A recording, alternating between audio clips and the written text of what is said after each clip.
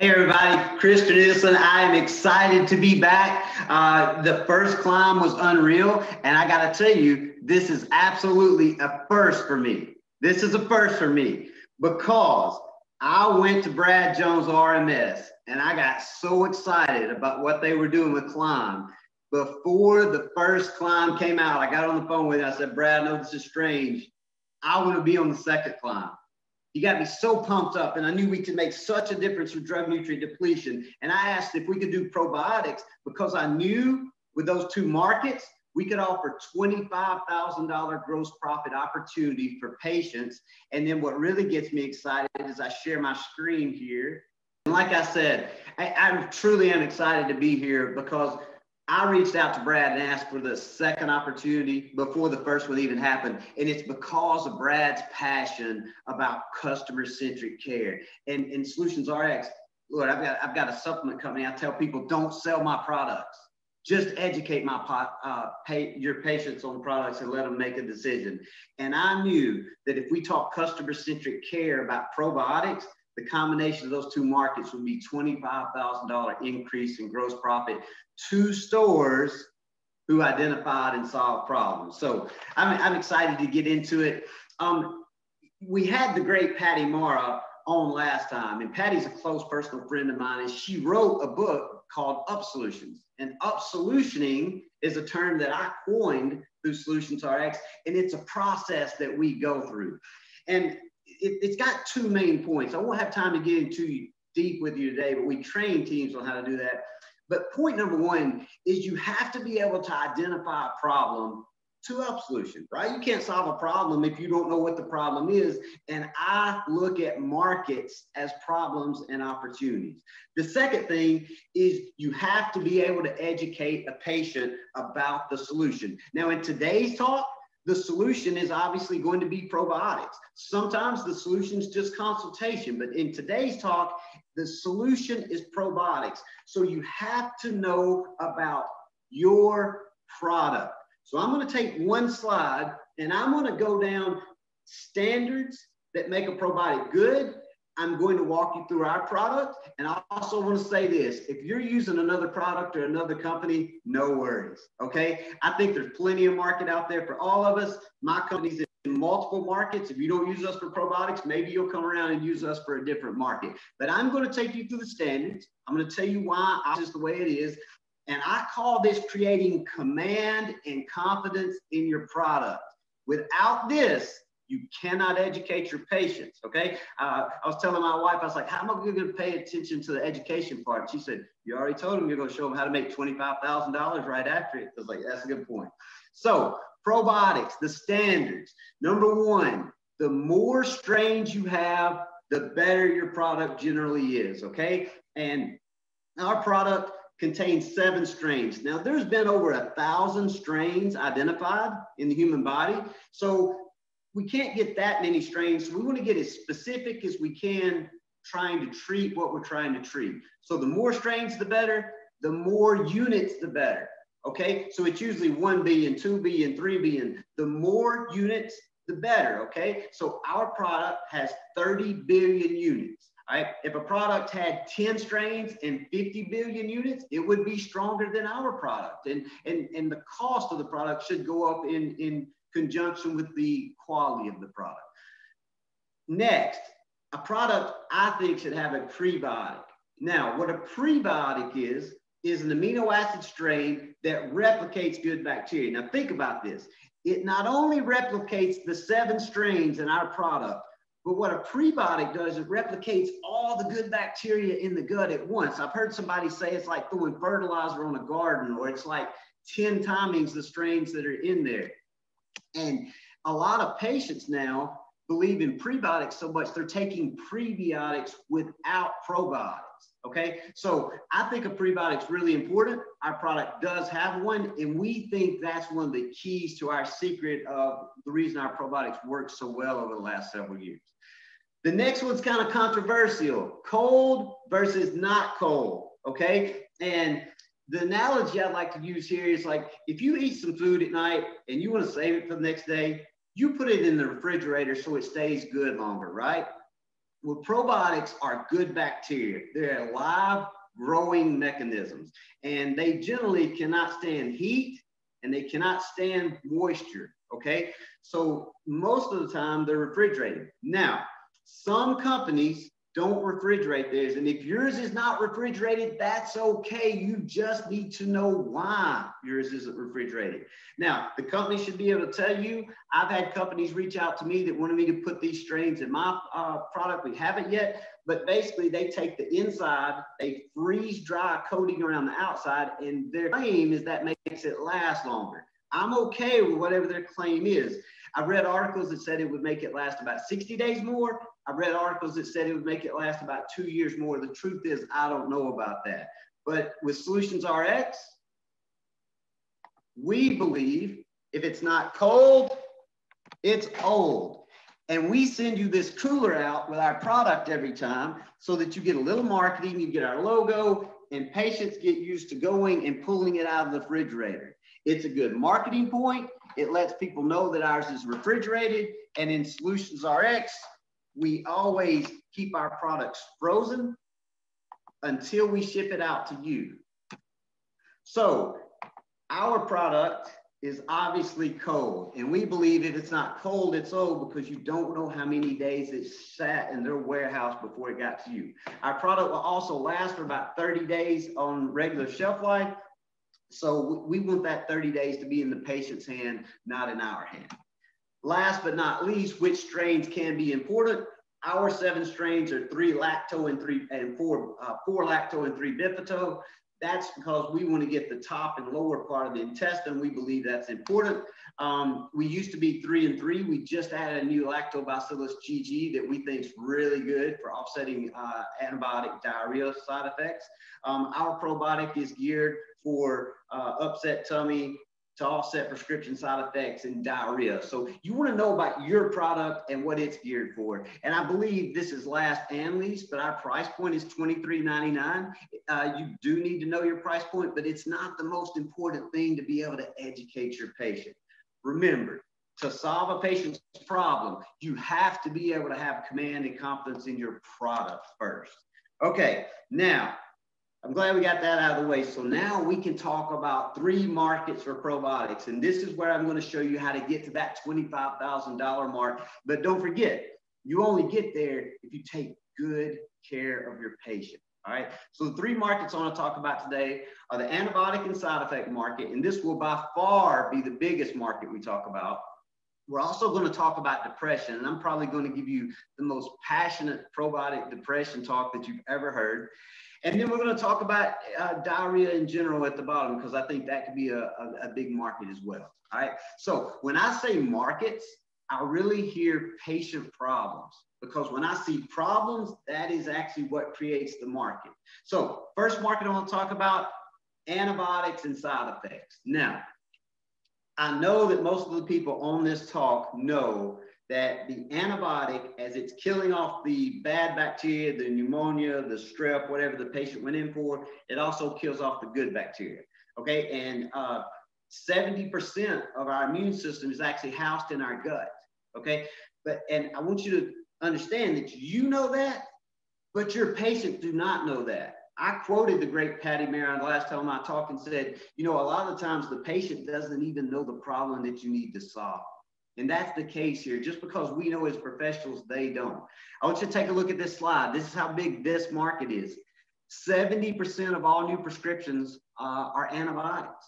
Now, I got this from the CDC. I read one report that says 69, one that said 72, so I went in the middle at 70. I think this number is a little high, but the CDC says that 70% of all new prescriptions. Now, that's not repeat blood pressures and things like that. That's all new diagnoses.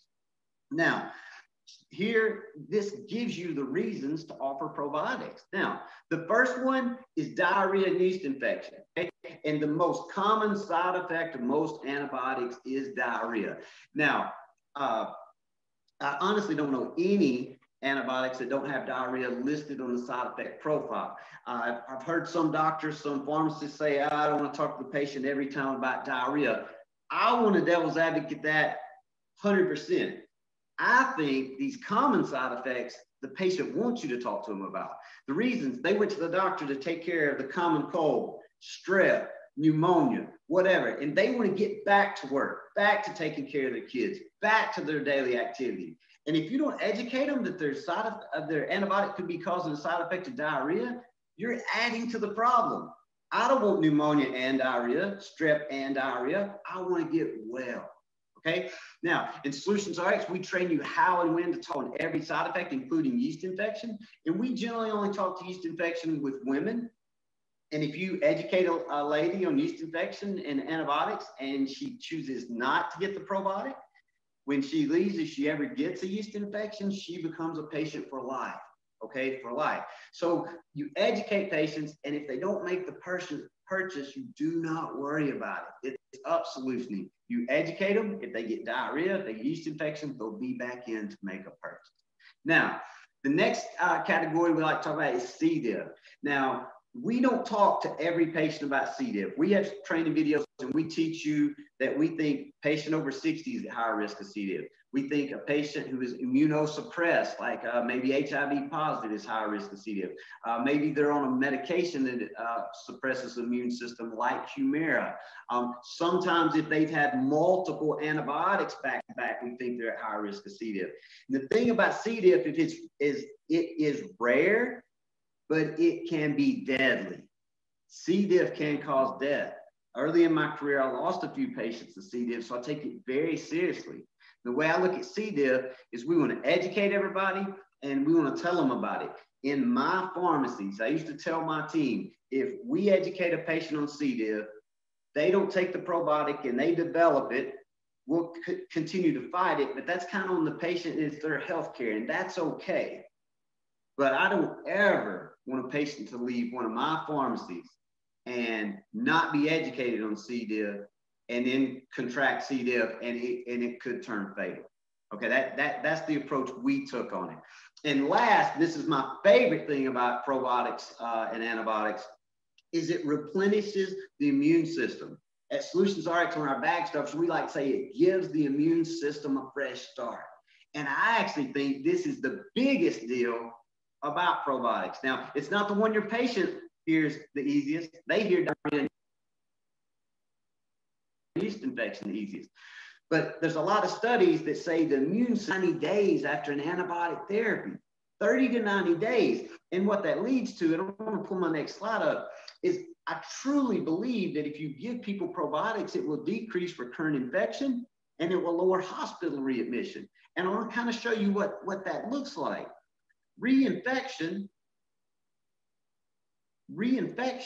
is when you when the patient goes, they get an antibiotic, say for pneumonia or urinary tract infection, and it kills off the bacteria and they're well, but the immune system's depleted for 30 days. So now they're extremely susceptible to get another infection and be reinfected. And what's happening, and you see the slot, you'll see a patient with, say, pneumonia, and they get better, and then they get the pneumonia again, and they get a stronger antibiotic or another antibiotic, and they get better, and the immune system's depleted, and then they get sick again. And this cycle goes over and over and over, and this cycle can be another deadly cycle.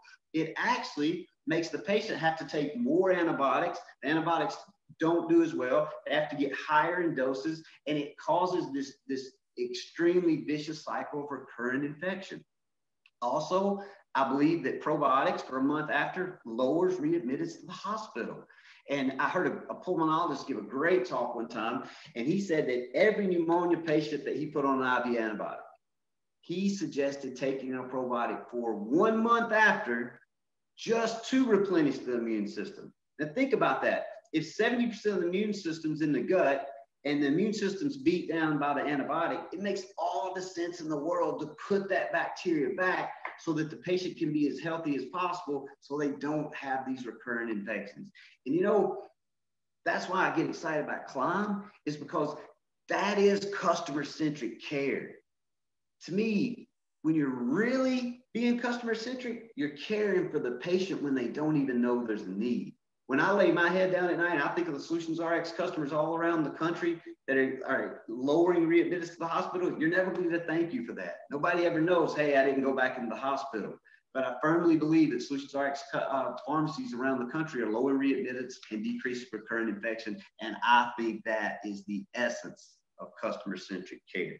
Now, enough on that market, and I'm going to show you what the dollars look like at the end of my talk, but let's move on to my next market, which is depression. Now, I am extremely passionate about probiotics, prebiotics, and depression. So passionate about it, I actually wrote a white paper about the topic before the COVID outbreak. I wrote the white paper probably 12 to 18 months before. And basically in my white paper, what I say is that 90% of the serotonin in the body is produced in our gut. 90%, okay? And in the US, when our patients get depressed, what we do is we put them on a class of drugs called the SSRIs, the serotonin reuptake inhibitors. And that's to make serotonin circulate in our mind better. Well, if 90% of our serotonin is produced in our gut, doesn't it make sense that if we can make that gut healthy and the production of serotonin goes up, we'll have more serotonin to circulate? You know, they call serotonin the feel-good hormone, the mood-stimulating hormone. And that's why it helps so much with depression. And I thought what I would do is just read my conclusion of my white paper. I'm not going to read my whole white paper, but my conclusion said, when a patient is diagnosed by a physician with depression and placed on antidepressant therapy, it would be a reasonable rationale to also place a patient on a probiotic prebiotic combination to treat the gut as well as the brain. Now, I was talking to a colleague of mine after I put this white paper out. I'm going to give you the opportunity to get this after if you'd like. But I was talking to a colleague of mine, and he said, well, don't you think it's a little radical to just add probiotics to somebody who's taken an SSRI for depression? And I was like, so we had a great conversation. And in Europe, they actually do fecal transplants. That's where they take somebody else's feces, yes, their poop, and they implant it into another person's gut because they believe the bacteria growth will help depression. Now, in Europe, they treat the gut up. In the US, we treat the head down. And I like both rationales of therapy, but in the US, we don't put enough attention to the gut. And I think probiotics could give the gut the area to produce more serotonin and then lowering depression. Also, the reason I'm so passionate about depression right now is we have this thing going around called COVID-19. I think we've all heard about it lately. The thing about COVID-19 is there's a study, it's very easy to Google, and it says this: 1 in 5 patients who are contracting COVID-19 are developing mental illness. Now, COVID-19 itself does not cause mental illness. So what is going on there? All right, this is what's going on there. There's a doctor, Dr. Maslow, and in the 40s, he had a thing called Maslow's Hierarchy of Needs, okay? And he created a pyramid, and it's things the human species needs to survive. On the bottom of it's food, water, nutrition. The next rank up is shelter and warmth. The third thing on Maslow's pyramid is the need for belonging and relations. Our species needs to be around each other. And in COVID-19, one of the treatments is we're quarantining from each other. I'm very scared that we may be going into one of the biggest depression pandemics that we've ever faced, okay? And I want to share my own personal COVID-19 story. A lot of you that are SolutionsRx, you know, I send a Tuesday tip, and they noticed my health going down, which was interesting to me because I didn't feel that bad. But my family caught COVID-19. My wife, daughter, and son had COVID, and I did not. So they got quarantined away from me for a 14-day period, okay? And it was pretty miserable because I was by myself, and they were all up together. Well, 2 days after they got well, I started getting symptoms, and I tested positive for COVID-19. So we flip-flopped. Now I was in the top of the house and they were all in the bottom. But the thing was, I was quarantined for 28 out of 30 days. It started really, really wearing on me. I was very aware of what was going on. I loaded probiotics. As I started feeling better, I tried to increase my activity because I knew mental health could be an issue even for me after that much isolation. Think of how many patients you have that are being isolated or quarantined before they have it because of contact. Okay, so you could have a lot of people being isolated, and that makes depression go up. I want to challenge you with this. I'm pretty knowledgeable about probiotics and what was going on. How many patients do you have that are as knowledgeable about probiotics and depression as I was? It's on us to practice customer-centric care so that we can educate them and let them make the decision so that we can help this depression epidemic slow down as we try to slow down the COVID epidemic. I told you it's probably more on depression than you ever heard about probiotics, but I'm passionate about it. The last market I want to talk about briefly before I run out of time is diarrhea. And I'll show you a quick funny thing. I try to keep my slides color coded. Notice when I talked about diarrhea here, notice the color in the background when I talked about it here. But diarrhea, it's a market in its own. And I'm not talking about just side effects of antibiotics. I'm also talking about every time I hear a patient say diarrhea, I think probiotics. So if a patient presents with irritable bowel syndrome, I think probiotic. Now I dose it higher. I usually do 4 capsules 3 times a day, but I still think probiotics. When people go travel and they may have traveler's diarrhea, I usually offer to take a bottle of probiotic with them so that they don't suffer on their trip.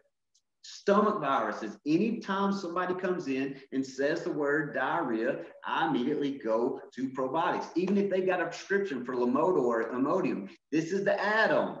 You know, when people are that sick, they want the best level of care. So that's what we at SolutionsRx teach you to offer them, is the best level of care. Now, I told you that I was going to get into the profit side of these markets, and now we're going to do this. Now, when I talk about profit, I don't shy away from it because I firmly believe that if you practice at the top of your pharmacy license, you deserve to be paid at the top of your pharmacy license.